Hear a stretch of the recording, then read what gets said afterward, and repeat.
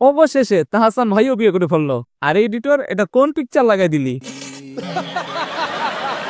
তো যাই হোক, তাহসান ভাই পেয়ে গেল তার বউকে। এখন অনেকেই বলতেছে মেয়েরা রাগ করলে নাকি হারে আর ছেলেরা রাগ করলে নাকি জেতে। আবার অনেকেই বলতেছে মোস্তাক করলে দোষ আর তাহসান করলে রোমান্টিকতা। না, এই কথার যুক্তি আছে, কারণ মোস্তাক বিয়ে করছিল তিশাকে, যেখানে মোস্তাকের বয়স অনেক বেশি ছিল। আর আমাদের তাহসান ভাই বিয়ে করলো যাকে, তারও বয়স নাকি তাহসান ভাইয়ের থেকে 16 বছরের ছোট। এখন কথা হচ্ছে, সবারই কি কচি কচি মেয়ে পছন্দ নাকি? ভাই আমার একটাই লোভ, কচি কচি সুন্দরী তরুণী। खत्म, bye bye, tata, good bye, गया। বিয়ের কথা যখন আসতেছে, তো টিকটকাররা কি বিয়েতে পিছিয়ে থাকবে নাকি?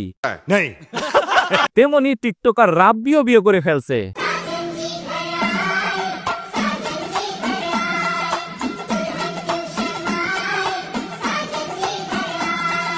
যার কিনা এক হাসিতে হাজার হাজার মেয়ে ক্রাশ খেয়েছিল।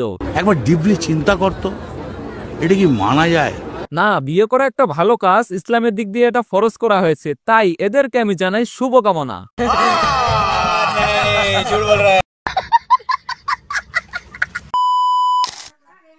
হাজারো মাইয়া রাব্বির দিকে রইছিল চাইয়া। বাহ বাহ বাহ বাহ। হাজারো মাইয়া রাব্বির দিকে রইছিল চাইয়া। বাহ বাহ অবশেষে বাহ বাহ। রাব্বি রুহি বাবিরে কইরা লাইছে বিয়া। বাহ বাহ বাহ বাহ, হাততালি হবে, হাততালি হাততালি। এত তাড়াতাড়ি শেষ হয়ে গেল?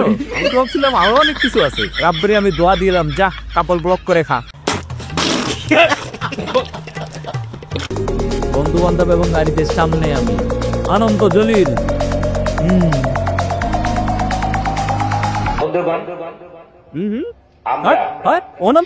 আরে অনন্ত জলিল কবে এরকম মাওলানা হয়ে গেল? হ্যাঁ, ওরে ভাই, এটা কি সত্যি অনন্ত জলিল? নাকি কেউ আবার এডিট করে মারছে? আরে এটা তো অরিজিনাল অনন্ত জলিল। ওরে ভাই, না, অনন্ত জলিলে অনেক চেঞ্জ হয়েছে, এরকম হওয়া ভালো ভালো। তবে এই চেঞ্জটা কি থাকবে আদৌ? ওকে,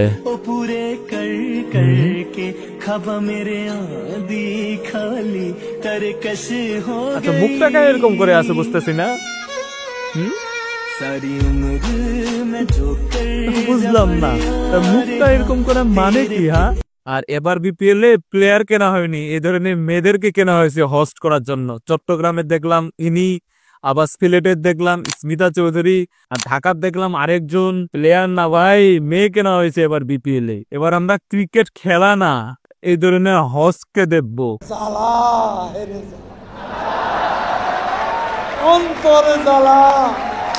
করতেছে রে ভাই, ইচ্ছা তুলে আবার একটা ভিডিও করতেছে।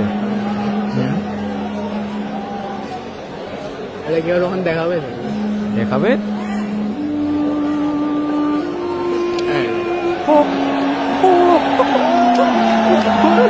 আচ্ছা, এগুলো তাহলে স্ক্রিপ্টেড নাকি? হ্যাঁ, আমি তো ভাবছিলাম যে এগুলো স্ক্রিপ্টেড না, এখন তো দেখতেছি এগুলো স্ক্রিপ্টেড। আমি শুধু উবার চালাই না, ইলিয়াস হোসেন, আমি এখানে কফির দোকানে কাজ করেছি, আমি এখানে গ্রোসারির দোকানে, বাংলাদেশের মুদির দোকান আছে না, মুদির দোকানে কাজ করেছি।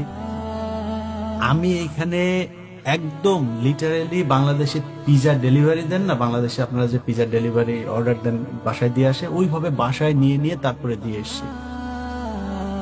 আমি একদমই লজ্জা বোধ করিনি। আপনি আমার উবার ড্রাইভার বললেন আর কি বললেন, একদম লজ্জা করি। ভিক্ষা নেই নাই বেটা, কাজ করে খাই, সারা জীবন কাজ করে খাবো, কোনোদিন ভিক্ষা নেব না, কোনোদিন কোনো মানুষের 1 টাকা হক নষ্ট করব না। দেশকে স্বৈরাচার মুক্ত করতে এই ধরনের সাংবাদিকতা আজ বেশি প্রয়োজন, যারা টাকার কাছে নিজেকে বিক্রি করবে না।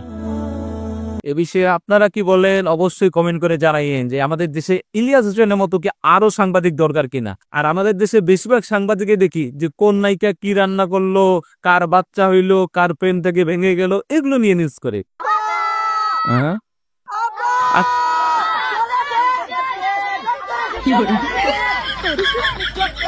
ইন্ডিয়ার ভিতর থেকে বাইরে থেকে, ইন্ডিয়ার বাইরে থেকে দেখাচ্ছে যে আপা চলে আসেন। আরে ছেলে পেলে, আরে এটা কি করতেছে? ওরে আপা আসেন না। ও ভাই, আরে ছেলে পেলে যে পারে ভাই, কি না কি মিমস বানাই বলে। ইন্ডিয়া থেকে আপা চলে আসেন ওয়েলকাম টু বাংলাদেশ। তো যাই হোক, আজকের ভিডিওটা কেমন লাগলো অবশ্যই কমেন্ট করে জানাবেন, ভালো লাগলে লাইক করবেন, শেয়ার করবেন, সাবস্ক্রাইব করে এই চ্যানেলের পাশেই থাকবেন। দেখা হবে নেক্সট ভিডিওতে।